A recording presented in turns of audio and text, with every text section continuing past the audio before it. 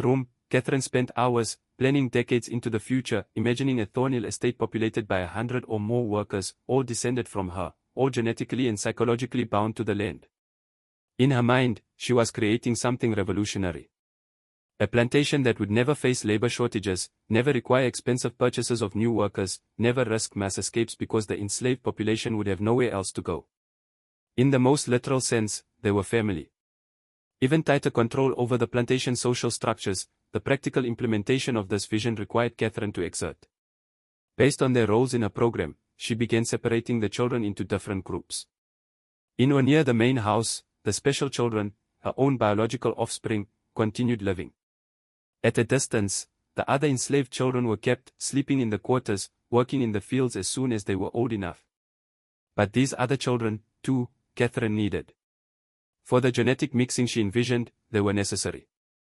So, a system of subtle manipulation she implemented. Offering small privileges to families who cooperated with their pairings, threatening separation and sale to those who resisted. Immense and constant was the psychological pressure. In an impossible position, a woman named Violet, mother of 3, found herself.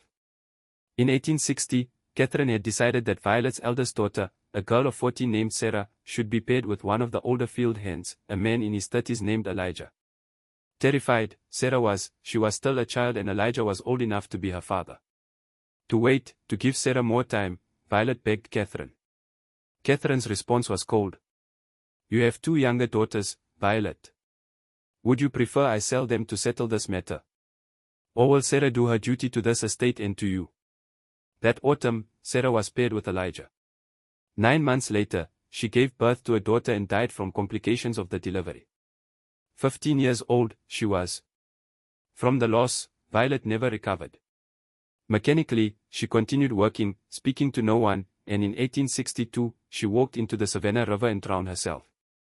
But to outside observers, tragedies like Sarah and Violet's were invisible. When visitors came to Thornhill Estate, which was rare, they saw a well-managed plantation with neat fields, a substantial house, and a workforce that appeared adequately fed and housed. Carefully hidden was the horror, buried in the quarters, locked in the heritage room, encoded in Catherine's journals. Then came 1860, and everything changed. Abraham Lincoln was elected president. From the Union, South Carolina seceded in December. In January, Georgia followed with delegates at the Secession Convention in Milledgeville voting 208 to 89 to leave the United States and join the Confederate States of America. With the firing on Fort Sumter, war came in April. Initially, a short conflict, a few months, perhaps a year, and the Confederacy would establish its independence, many Georgians believed it would be. But through 1861 into 1862 through 1863, the war dragged on. From Burke County, young men marched off to fight in Virginia and Tennessee. In coffins, some returned. Others didn't return at all. In ways she hadn't anticipated, the war disrupted Catherine's plans. In 1861, the overseer, Virgil Kane, enlisted in the Confederate Army and was killed at Shiloh in April 1862. Difficult was finding a replacement. Away at war were most able-bodied white men. An elderly man named Silas Kendrick, who was too old for military service, Catherine eventually hired. Less brutal than Kane had been, Kendrick was, but he was also less effective at maintaining discipline and control. The shifting power dynamics, the enslaved population at Thornhill Estate began to sense. That connected plantations across Georgia, through the slave networks, news filtered through. Whispered reports of Union victories, rumors that Lincoln had issued a proclamation freeing enslaved people in Confederate territory, speculation about what would happen if the Yankees came south. As best she could, Catherine tightened her control. To the plantation, she confined the enslaved population, forbidding anyone from leaving, even to visit relatives on neighboring properties. To reduce the temptation to run away, she increased rations slightly. And she accelerated her breeding program, pushing some of the children into pairings earlier than she had originally planned. In December 1862, Jonathan, her eldest son, turned 15. Ready, Catherine decided he was. A young woman named Rachel, 16 years old, the daughter of one of the field hands, she had selected. In the matter, Rachel had no say. In February 1863, Catherine arranged for Jonathan and Rachel to be married in a ceremony she conducted herself in the main house, a mockery of a wedding with no legal standing, designed purely to give a veneer of respectability to the breeding pairing. From the other enslaved people, Jonathan, who had been raised in isolation and taught to think of Catherine as his benefactor, accepted this arrangement without question. Of what had been done to him, he had no understanding, no awareness that Catherine was his biological mother, no sense of the profound wrongness of the entire situation. Into silence, Rachel, traumatized, said nothing. But others in the quarters were watching. These special children, the ones she'd raised in the main house, with the other enslaved young people, they saw Catherine pairing. The next phase of whatever Catherine had been planning all these years, they understood this was. And in the quarters, a quiet, desperate rage began building. Nowhere to go until circumstances finally shifted in their favor, a rage that would have. To Burke County, the spring of 1863 brought terrible news. Confederate losses were mounting. After the fall of Vicksburg, the Union Army controlled the Mississippi River. In July, Lee's invasion of Pennsylvania ended in disaster at Gettysburg. Of food, cloth, and basic supplies, shortages made life increasingly difficult even for white plantation families. For the enslaved population, conditions became harsher still as Catherine rationed everything more severely. But at Thornhill Estate, something else was happening, something Catherine tried desperately to hide from the outside world. Of their true parentage, the children she had been breeding and raising were becoming aware. With Elalina, Catherine's second-born daughter, now 14 years old, it began. Of Catherine's children, the most observant, the one who asked uncomfortable questions, she had always been. In May 1863, while helping Catherine organize papers in the study, Eleanor discovered one of the coded journals that Catherine had carelessly left unlocked. From Catherine herself, Elalina had learned to read. Intelligent, curious, and bored with the limited reading material available in the house, she was. The journal's cipher intrigued her. In secret, she spent 3 weeks working on it, the same way Richard had done 16 years earlier, slowly decoding the substitution pattern. Of her entire existence, what she found destroyed her understanding. The journal detailed her conception. Second planting with rootstock 2. Thomas age 21. Excellent physical specimen. Strong back. Good teeth. Weather warm and humid. Anticipate harvest in late October 1848. Again and again, Elalina read the entry, her hands shaking. Rootstock 2. Thomas. She knew Thomas. One of the field hands, he was. A quiet man in his 30s who never made eye contact with anyone. Her father, he was. Her mother, Catherine, was. An orphan raised out of charity, she was not. Of Catherine's deliberate breeding experiment, she was the product. Through Elalina's mind, the implications cascaded. For her, if this was true, it was true for Jonathan, for Abigail, for all the children Catherine had brought into the main house. With enslaved men, Catherine's biological children, conceived, and they had been lied to their entire lives, they were. Still, worse, the journal laid out Catherine's plans for their futures. About pairings, about anticipated offspring, about the creation of a self-sustaining workforce, Eleanor read the notations. In one of the charts connected by a line to someone called Marcus Isaac's son to be born 1862. Pairing with Eleanor anticipated 1865, she saw her own name. Physically sick, Eleanor felt. With a boy who hadn't even been born yet, Catherine intended to pair her, to force her to have children who would be enslaved on this plantation forever, to turn her into another breeding tool in this nightmare system. That night, she confronted Catherine, her voice shaking with rage and horror. I read your journal. I know what you are. I know what I am. Still, Catherine's face went, her eyes cold as winter. You should not have done that, Eleanor. You're my mother. Thomas is my father, and you've been planning to breed us like animals. Barely, Eleanor could force the words out. Sit down, Catherine commanded. No. Sit down. Unmistakable was the threat in Catherine's voice. Her whole body trembling, Elalina sat. The room, Catherine paced, her mind clearly working through the problem Elalina now represented. Finally, she spoke. You are intelligent enough to understand the position we are in. So, I'll speak plainly. Yes, I am your biological mother. Yes, I have been implementing a systematic program to create a self-sustaining workforce for this estate. And yes, you and the others will participate in that program when you come of age. I won't, Elalina said, but her voice lacked conviction. You will, because the alternative is far worse. Inches from Eleanina's, Catherine leaned forward, her face. Right now, you live in this house. You eat good food. You wear decent clothes. You can read and write. What do you think happens if you refuse to cooperate? I sell you. I sell you to a plantation in Alabama or Mississippi where they work field hands to death in 5 years. Where women are brutalized as a matter of course. Where literacy earns you a whipping or worse. Is that what you want? Nothing, Eleanor said. Down her face, tears streaming. I thought not. Catherine straightened. You will not speak of this to your brothers or sisters. You will not speak of it to anyone in the quarters. You will continue your life exactly as before. And when the time comes for you to fulfill your role in this family's future, you will do so. Do you understand? Yes, Eleanina whispered. But a critical error, Catherine had made. Without adequately controlling the information, she had revealed the truth. To others, Eleanina did speak, not immediately, but gradually, carefully. First, she told Jonathan, showing him the journal entries she had memorized. From Eleanina's, Jonathan's reaction was different. By Catherine, so thoroughly conditioned, so completely isolated from any alternative framework for understanding the world that he struggled to see what was wrong with Catherine's plan, he had been. She gave us a better life, Jonathan said, confused by Eleanor's anger. We could have been working in the fields. Instead, we are here. Property, Jonathan, we are. Slaves, we are. Our own mother enslaved us. Protecting us, she's. Keeping us together, she's. If we were sold, we'd be separated, sent to different places. This way, we stay together. We stay at Thornhill. With horror, Eleanina realized that Jonathan had been too successfully indoctrinated. Around all of them, the cage Catherine had built, he couldn't see.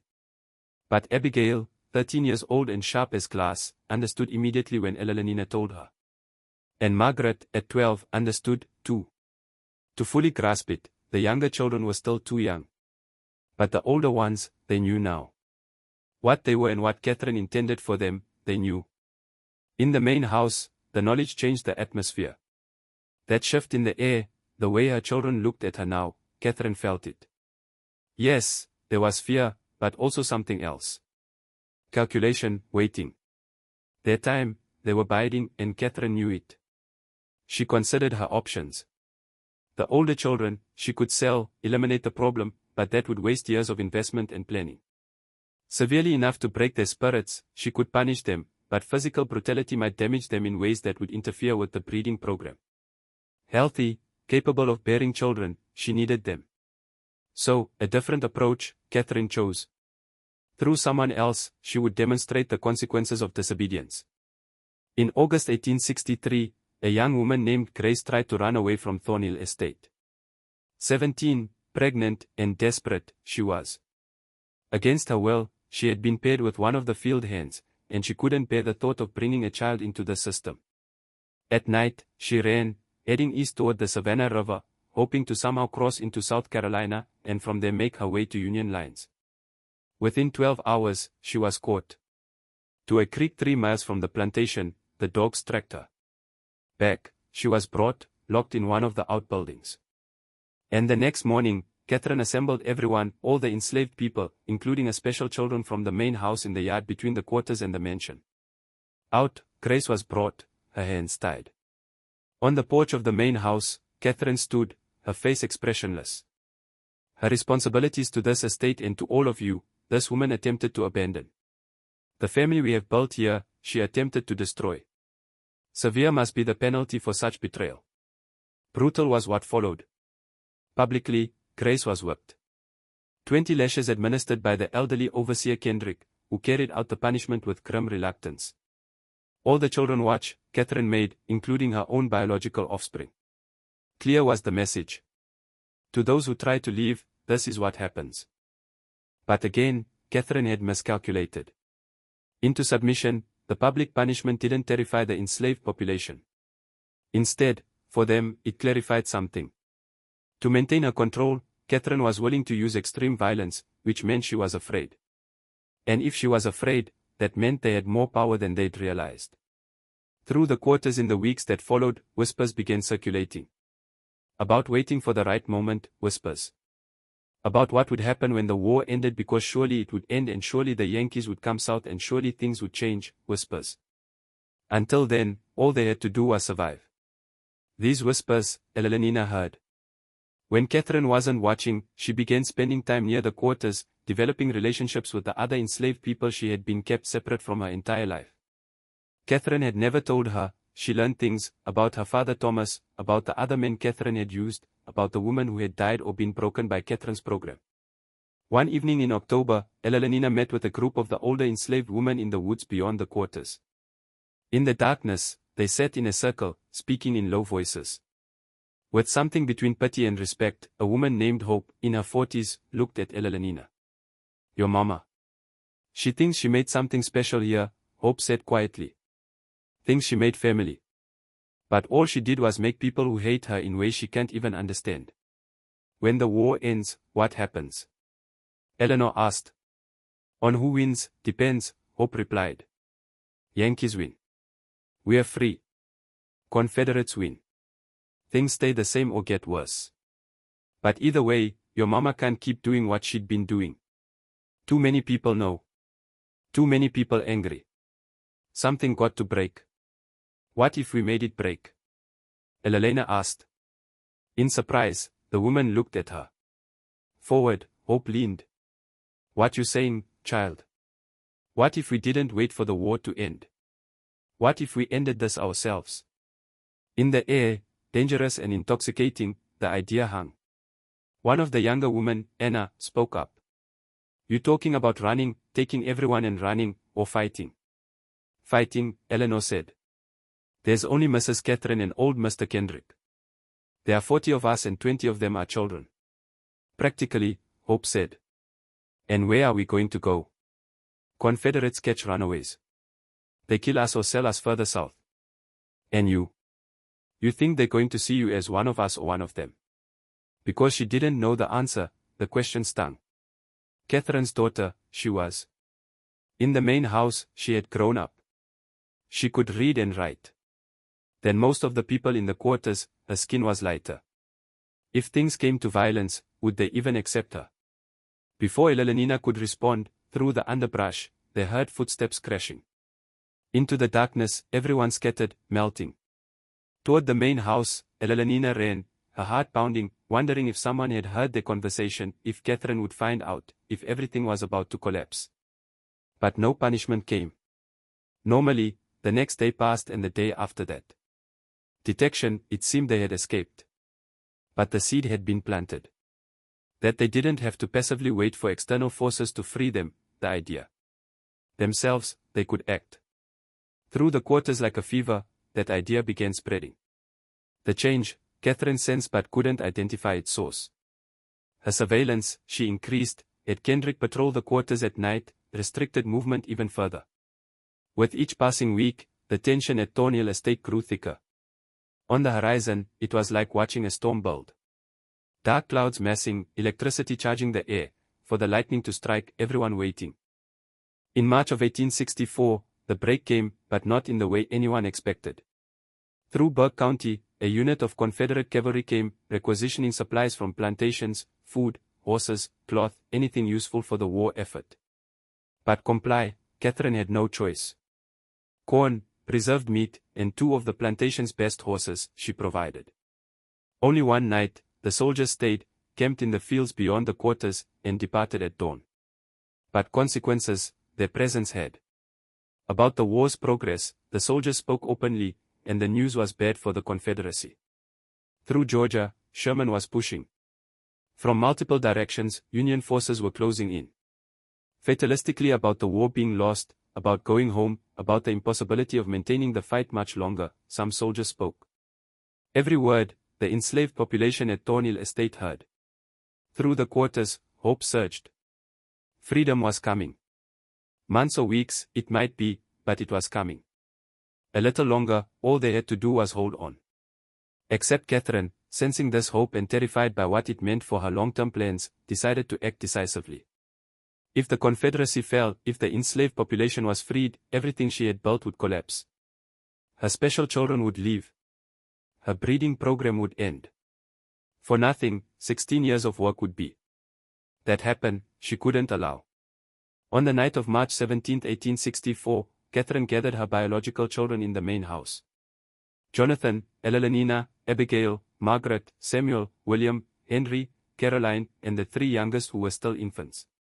11 children in total, ranging from 16 years old down to 6 months.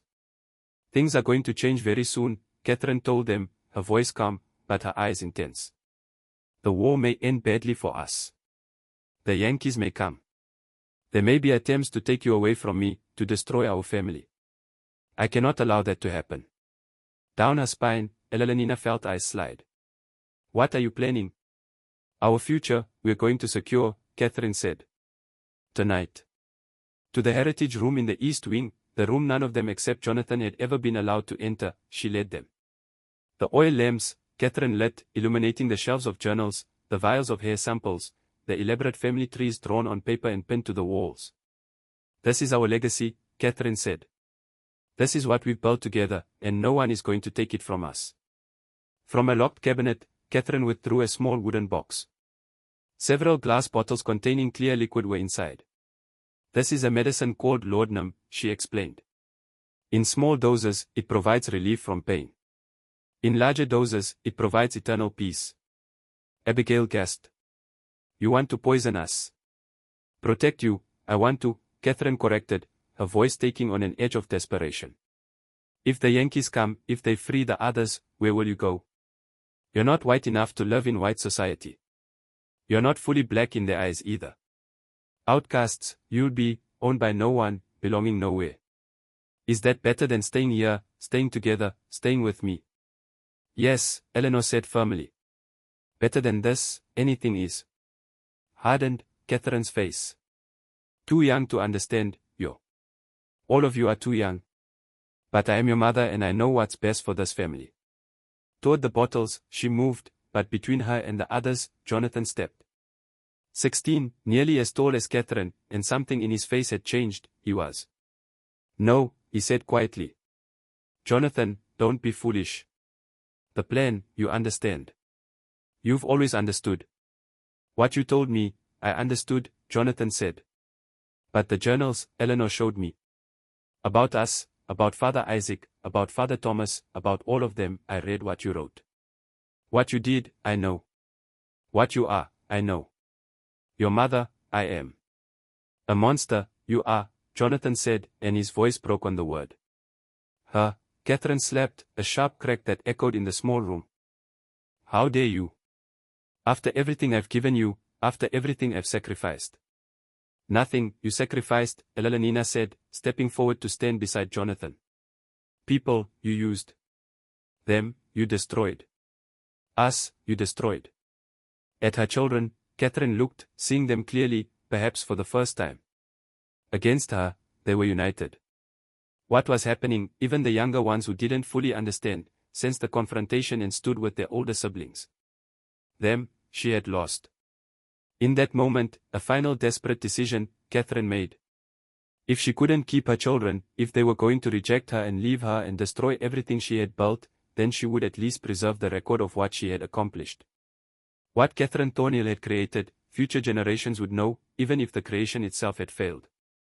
The journals, the charts, the vials of hair samples, she grabbed, clutching them to her chest.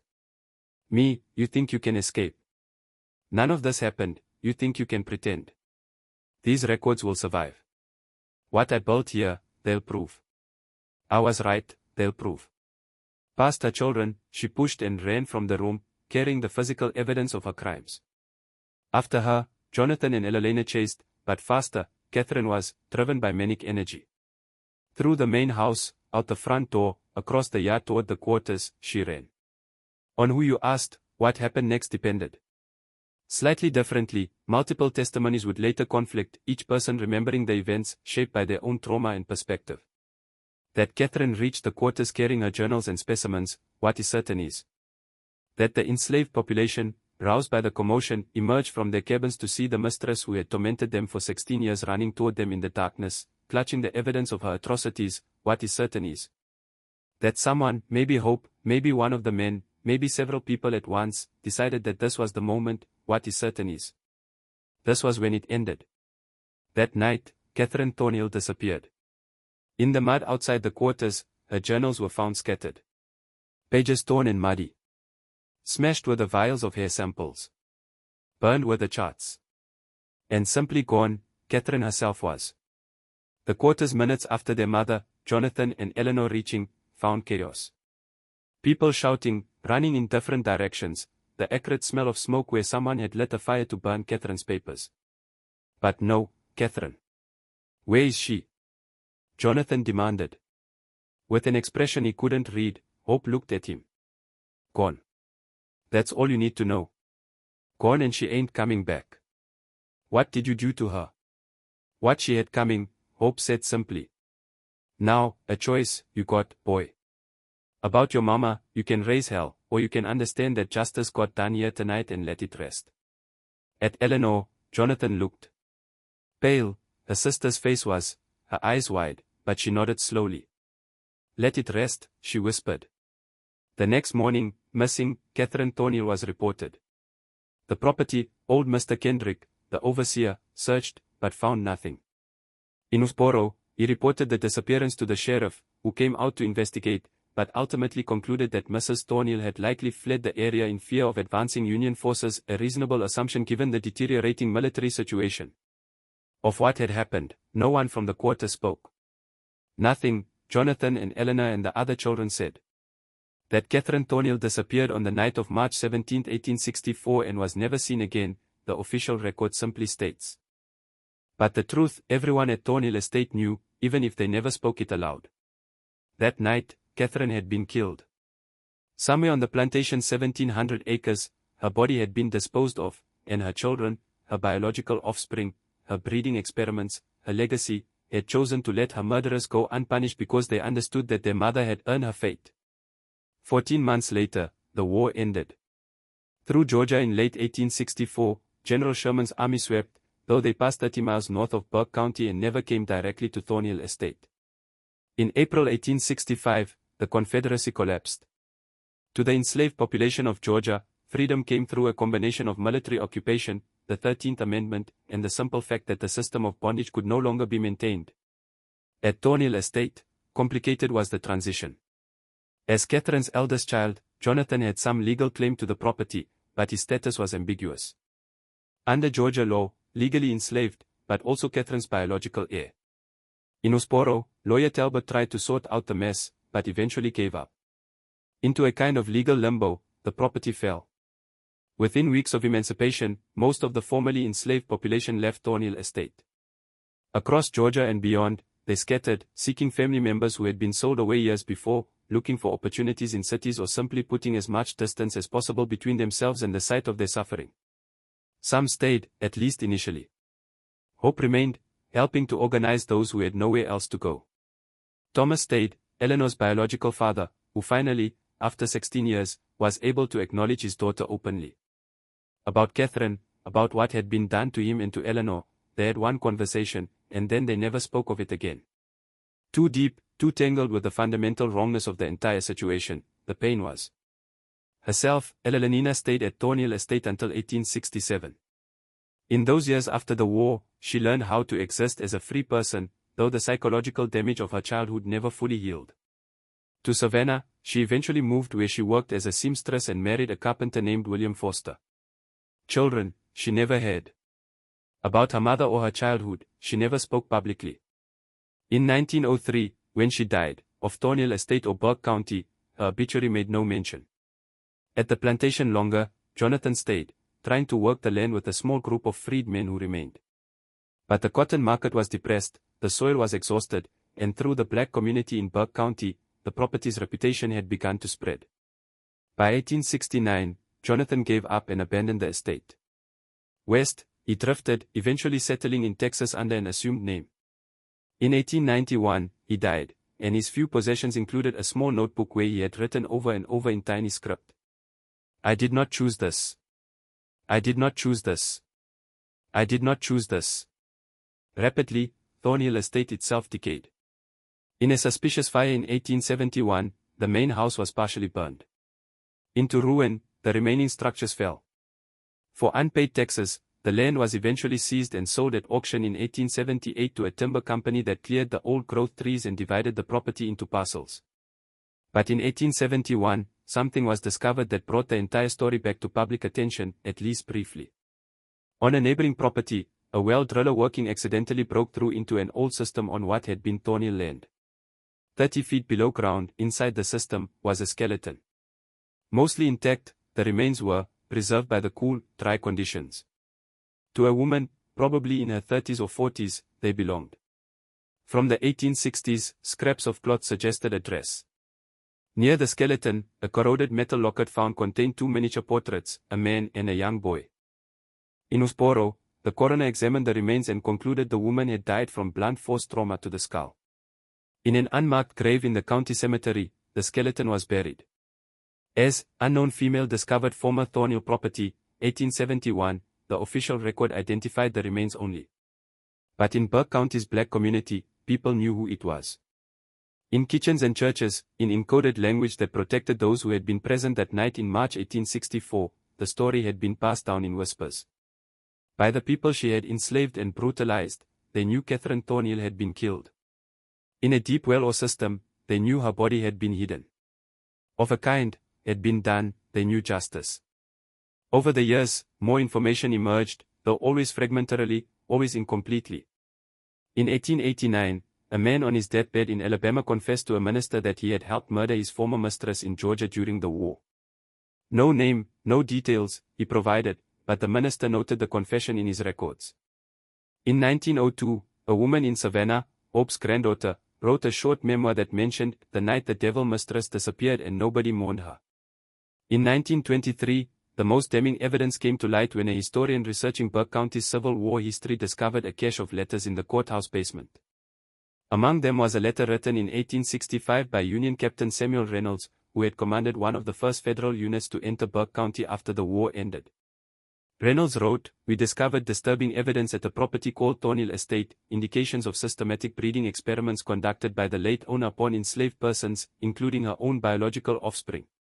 The details are too grotesque to relate in full, but multiple witnesses confirmed that the woman, one Catherine Thornhill, had implemented a program to create a self-perpetuating enslaved population through forced reproduction across generations. The witnesses also informed us that Mrs. Thornhill disappeared in March 1864, and though they would not explicitly state what occurred, their meaning was clear enough. I have elected not to pursue the matter further, as it seems to me that whatever justice was enacted upon this woman was well deserved. I have directed my men to say nothing of what we learned here. Away and forgotten again until a graduate student found it in 1954 while researching a dissertation on Reconstruction in Georgia, the letter was filed. The story, she tried to verify, interviewing elderly residents of Burke County who might remember family stories from that era. Nothing, most claimed to know. One woman, 93 years old, the great-granddaughter of one of the enslaved people at Thornhill Estate, said only, some things happened that needed to happen. Some people did things that needed doing, and that's all that needs to be said about it. The 23 children found locked in the basement when federal troops arrived, the final mystery of Thornhill Estate concerns them, Captain Reynolds's official report mentions, as do several letters written by soldiers in his unit.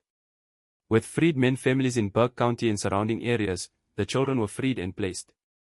But after that, what happened to them is lost to history. To adulthood, some of them surely survived. Of their own, some likely had children, which means there are probably people alive today living in Georgia or elsewhere who carry Catherine Thornhill's genetic legacy without knowing it. From Jonathan or Eleanor or one of the other children from the breeding program, they might be descended. Those distinctive features, pale green eyes, auburn hair, sharp cheekbones that marked Catherine's offspring, they might carry. On one of the most calculated systems of exploitation and cruelty in American history, they would never know their ancestor built her legacy. Because a woman decided to treat human beings as livestock, to build a dynasty on forced reproduction and genetic control, they would never know they exist. In an unmarked grave in Burke County, placed there by the people she had tormented, people whose names we will never know because they protected each other's secrets even in freedom, they would never know that their great-great-great-grandmother's body lies. Just fields and forest, the site of Thornhill Estate today is. No historical marker, the county maintains. In any detail, no books about Burke County history mention the plantation. If you know where to look, the house's foundation is still visible. Under decades of leaf fall and undergrowth, buried with earth, the old well where Catherine's body was hidden has long since collapsed and filled. But the story persists, passed down through oral tradition in Burke County's black community, whispered in genealogy circles, referenced obliquely in academic papers about slavery and eugenics. Because it represents something true and terrible about American history, it persists. Not just the brutality of slavery itself, but the ways human beings will rationalize and systematize cruelty when they hold absolute power over others. Something revolutionary, Catherine Thornhill convinced herself she was building, creating a new model for plantation management, securing a family's future. One of humanity's greatest evils, she was perpetuating and intensifying, in reality. And the people she exploited, the people she bred and controlled and tormented, ultimately erased her from history as thoroughly as she had tried to erase their humanity. Of this story, what do you think? Or are there still secrets buried on that land in Burke County? Do you believe everything was revealed? The full extent of what happened at Thornhill Estate, we may never know. The truth is, to their graves, the people who lived through it, the survivors, chose to carry some secrets. They're right, maybe that is. To the people who endured them, not to historians or storytellers like me, maybe some stories belong. By remembering that their resistance mattered, that their survival mattered, that they outlasted the system designed to destroy them, we can honor those people. If this story moved you, if it made you think about the hidden histories in your own community, let me know in the comments below. With someone who appreciates deep dives into America's darkest chapters, share this video. For more stories that challenge what you think you know about history, subscribe to this channel. And remember, as we'd like to believe, the past is never as far behind us. In the next video, see you.